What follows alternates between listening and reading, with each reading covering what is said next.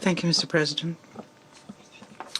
We are grateful to the Assistant Secretary General Miroslav Yencha for his detailed briefing on the situation in Gaza and the situation with the hostages who remain in the enclave. We note the presence amongst us of the Minister of Foreign Affairs of Israel, Gideon. We listened very carefully to Ella David, and we studied very carefully to the letter by the Israeli side, and we mourn for all the innocent victims of the Palestinian-Israeli conflict, regardless of their citizenship and nationality. As all of those present here, we also were shocked by the footage earlier this month showing two Israeli hostages, Rom Braslavsky and Aviator David. In the video, they looked depressed, severely emaciated and weakened because of an acute shortage of food and water, which, as we know, is something that all people in Gaza encounter. Every day spent by the hostages in Gaza is a tragedy for themselves, for their families, who spend every minute of their time waiting for their return. We also listened very carefully to the recent statements made by the relatives of Rom Braslavsky, Aviator David, and other Israelis held in Gaza. And we share their pain, but we cannot overlook the fact that the people who are in such a terrible emotional state and who fear for their children also voice a direct criticism of the leadership of the country, which, according to some of them, is drawing out the negotiating process with Hamas and thereby is assigning a death warrant for the remaining hostages. Let me recall here that we immediately condemned the tragic events of the 7th of October 2023. There can be no justification for that, nor can there be a justification for the collective punishment of the people in Gaza and turning a whole region into a zone of total despair. We advocated and continue advocating an immediate and unconditional release of all detainees and an immediate ceasefire in Gaza. Mr. President, we are sincerely convinced that there is no delegation in this room which would dispute the very simple fact that the life of any person is important and priceless, and we shouldn't have to decide whose suffering is more worthy of attention.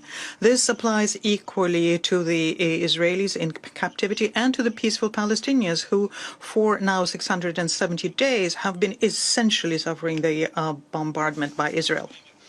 At the time when the whole world will watch the terrible footage of Rom Braslavsky and Aviator David with horror, from Gaza we received shocking data about the fact that since the 1st to the 2nd of August, 180 people died there. Such tragedies is something that we receive information about essentially daily. Since October 2023, more than 61,000 Palestinians have died, and amongst them, according to UNICEF, 18,000 are children. Against this background, the general situation in Gaza can only be characterized as a humanitarian catastrophe. And this has consequences not just for the Gazans, but also for the Israeli hostages. Palestinians themselves are dying in the enclave not only as a result of air bombs or artillery shelling, but also because of widespread hunger and disease outbreaks. According to the World Food Programme, every third Palestinian is going hungry for several days in a row. The grim statistics of the victims of hostilities and the lack of hunger is compounded by the dead and wounded as they line up for food rations at the sites of the so-called Gaza Humanitarian Foundation. And there the numbers of victims is in the thousands. Since 27th of May, almost 1,500 Palestinians were killed. We're seriously worried also by the consequences of the practice that was resumed since the end of July, the practice of airdropping of food supplies. As recently as yesterday, the humanitarian bombs crushed to death two medical workers from the Al-Aqsa hospital in Deir el-Balah. The Commissioner General of UNRWA, Mr. Lazzarini, in his recent comments warned against using such dangerous and costly way of supplying assistance. It's 100 times more expensive than using the land routes. Meanwhile, on the perimeter of this strip, there are 6,000 trucks with sufficient food supplies which would provide enough food to provide for several months for civilians. Mr. President, we are shocked by the targeted attack by IDF on the headquarters of the Palestinian Red Crescent Society in Han Yunis, as a result of which one staff died and several people were injured. Unfortunately, this is not the first time when members of the Red Crescent Society in Gaza died. We recall how the Israeli military mercilessly shot the ambulance Red Crescent, and their bodies were found in a mass grave subsequently. We call on Israel to stop this lawlessness. Humanitarians and medical workers should not be targeted, nor should the headquarters of the Red Crescent be targeted. It's clearly marked with its logo and unambiguously is under the protection of international humanitarian law. Contrary to the statement by West Jerusalem, the humanitarian blockade that they initiated in March essentially remains to date. What was announced on the 27th of July, namely partial easements and limited deliveries within the framework of the so-called tactical pauses, according to the UN humanitarians, is just a drop in the ocean compared to the acute needs of the Gazans, including, as we all understand, the needs of the Israeli hostages. In this context, we fully support the calls by the leadership of UNRWA and other specialized UN agencies to immediately remove the impediments to supplying into Gaza all of the essential things, including food, water, fuel, and medicines. We're very concerned by the aggressive campaign deployed by West Jerusalem against the staff of UN OCHA and its head, Tom Fletcher, who provide a sober and uncomfortable for Israel sometimes assessments of humanitarian situation. We can see that humanitarians are trying to analyze it comprehensively and find some ways of easing the plight of Palestinian civilians. What is undeniable here is that in order to have an uninterrupted and unimpeded humanitarian supplies, the main thing that is needed is to create the necessary security conditions. Unfortunately, the regular calls for a ceasefire that we hear from the Secretary General and from the absolute majority of the international community remain without due reaction from Israeli leadership. West Jerusalem continues intending to continue with the war in Gaza using by any means and under any pretext, and tries to prevent the stoppage of a military operation in the sector. Mr. President, we are equally concerned also by the fact that the Israeli authorities decided to cleanse and colonize the West Bank of the Jordan River. The victims of continuous raids by security services and violence of settlements, the victims of that are the regular Palestinians and foreigners sometimes. For example, on the 30th of July, there was an attack against the office vehicle of the Russian representation with the Palestinian Authority. And this was done under the lenient eye of the Israeli military. Furthermore, there are new negative records being made of the destruction and seizure of the property of the local citizens, building new settlements, legalizing outposts to make sure that the Palestinian towns are not connected to each other. Knesset continues passing new provocative passages.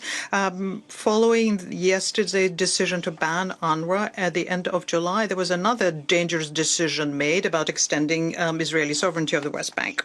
It is clear the systematic expulsion of the Palestinians, be it from Gaza or the West Bank, is something that's fraught with new risks and dangers for the stability and security of the Middle East and can yet once again bring the region to the brink of a major war.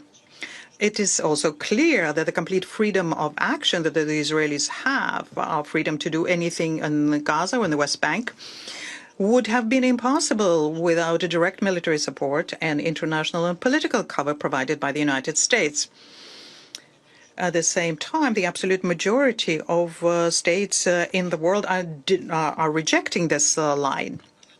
And what is telling in this situation was the Israeli and American boycott of the conference on the 28th, 30th of July, the high-level conference in support of the two-state solution, and the futile attempts by Washington to dissuade their partners from participating in this representative forum. We do have certain optimism from the fact that despite the pressure from the Americans, the majority of the international community remained unintimidated and showed solidarity with the Palestinian people. And some Western capitals, although belatedly, nonetheless announced their plans to recognize the state of Palestine next month. Mr. President, despite this fact that the situation is very difficult, we remain convinced that the diplomatic settlement of the conflict was and remains the only viable solution here. And we call on the parties with support of mediations to return to the negotiating table so as to work out mutually acceptable solutions so as to restore the ceasefire regime, release those who are detained, and unblock the humanitarian access to the Gaza Strip. And we are confident that this is what the people of Palestine want, as well as the families of hostages, including the relatives of Israelis held in Gaza. And we hope that all regional and international stakeholders will work towards this goal. The negotiation process must return to a political track, which will the kind that will accommodate both Israelis' legitimate security interests and the Palestinian people's hard-earned right to establish their own state within the 1967 borders. I thank you for your attention. Thank you, Mr. President. We heard the heartbreaking testimony of Eli, brother of the hostage Eviatar David, starved by Hamas. I want to thank the US and other countries for answering our call. Thank you for convening this urgent and important meeting of the UN Security Council. But we also heard here so many lies.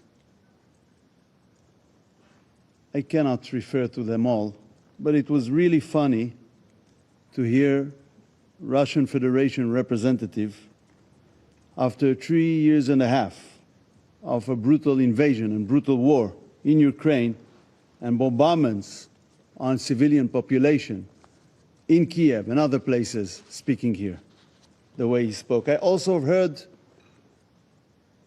the Palestinian representative.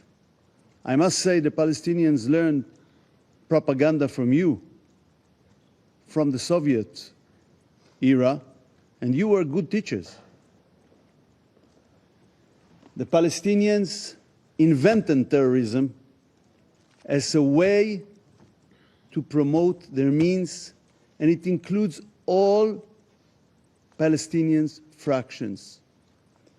And until this very day, the Palestinian Authority continued to pay salaries to terrorists and terrorist families accordingly to the crime the terrorists committed. And this is how they encourage terrorism until this very day. You spoke about peace. From 1947, you had countless opportunities to reach peace. You rejected them all. I come here today as the Foreign Minister of the State of Israel, the sovereign state of the Jewish people, fighting for its existence for almost 2 years on 7 different fronts. I'm here today because our hostages are still there, starved, tortured by Hamas and Islamic Jihad in the dungeons of Gaza. On October 7th, Hamas invaded, with no reason, into Israel. It committed evil crimes like the Nazis and ISIS did. They murdered and raped women, killed children in front of their parents, and parents in front of their children. They beheaded people, burned whole families alive, took 251 hostages into cruel captivity. 50 of them are still there, starved and tortured. I want to read from the Dina Project report. This report describes Hamas' sickening sexual crimes and atrocities committed on October 7th. And since then, bodies were found with objects inserted into their private parts. Bodies of naked women were found cuffed onto trees.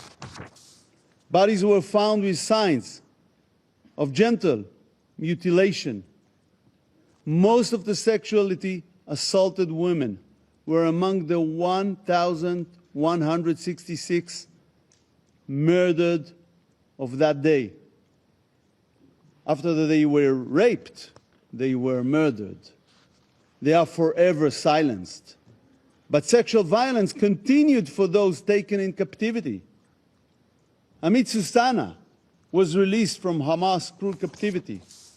She described bravely how she was forced at gunpoint to commit a sexual act on her capture.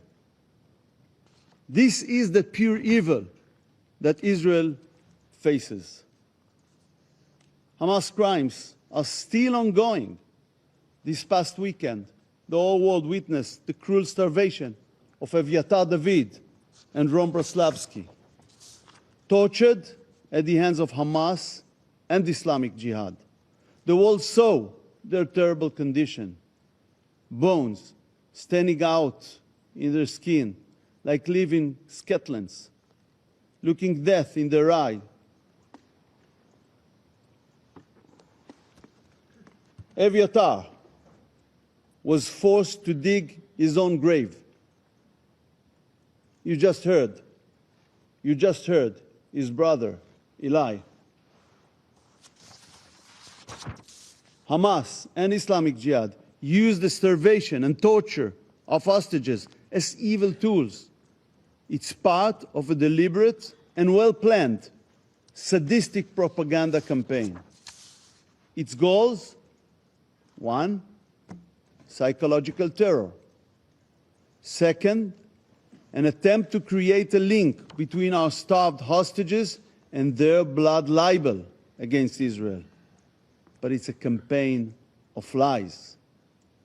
Israel facilitated huge amounts of aid into Gaza since the beginning of the war. In an unprecedented way in the history of wars.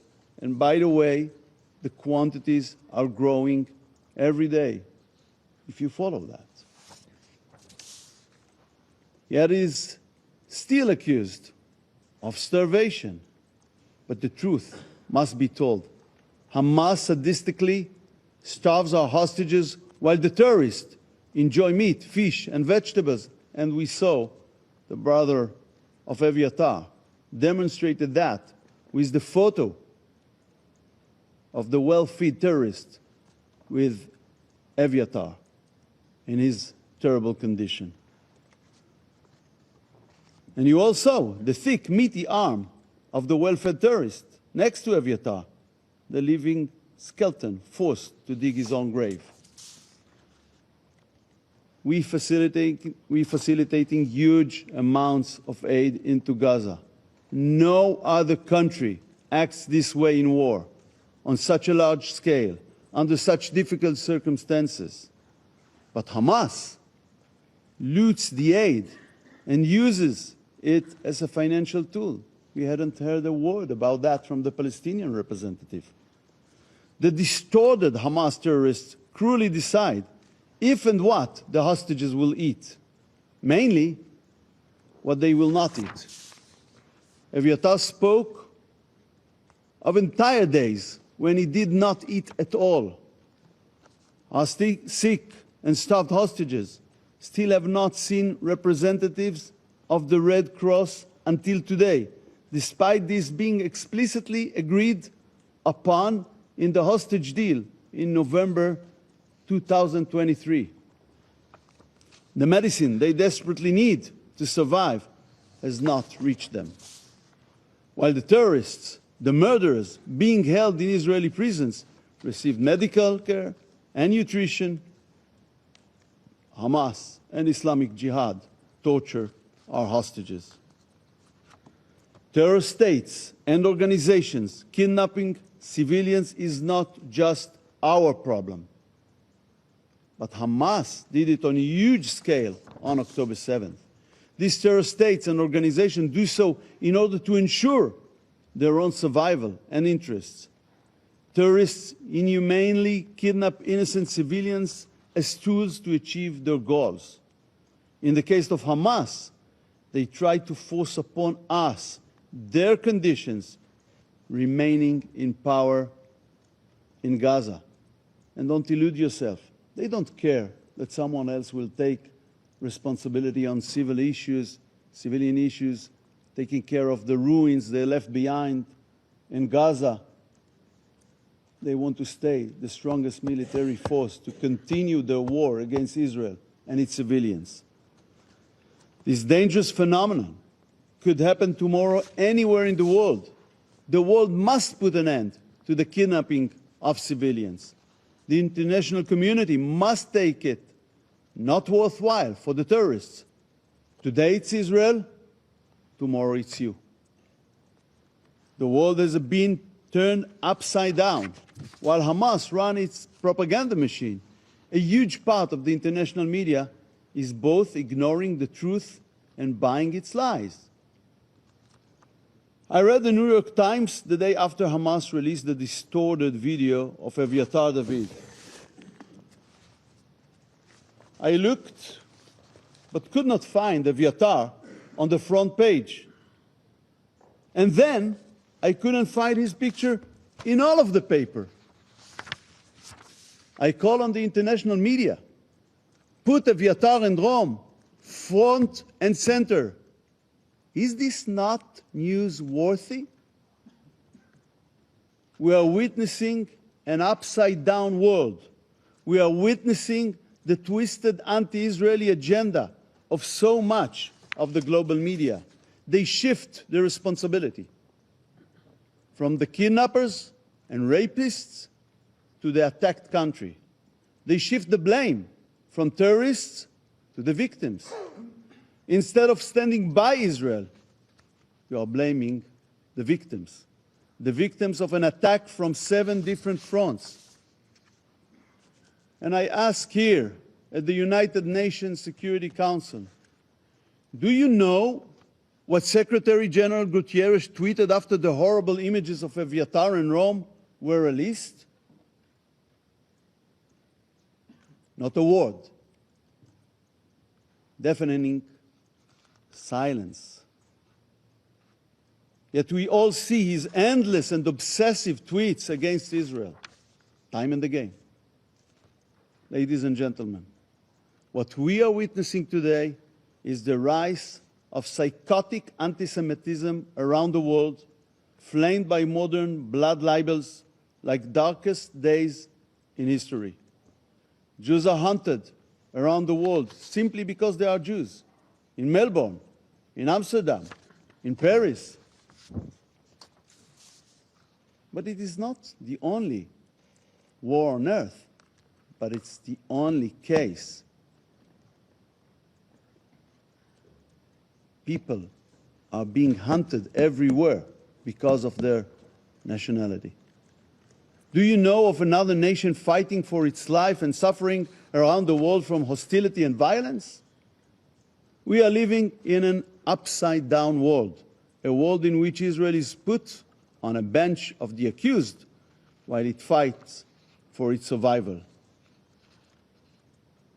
There is a name for it. It's called anti-Semitism. 80 years after the end of the Holocaust, anti-Semitism is having its golden age once again. There are countries that acted, even in this building, to pressure Israel instead of Hamas during sensitive days in the negotiations. They directly contributed to the assassination of the chances to reach a hostage deal and ceasefire. They prolonged this war. This is what they did. So now let us ask the simplest questions. Who initiated the war on October 7th? Who is responsible for its continuation, for the endless suffering?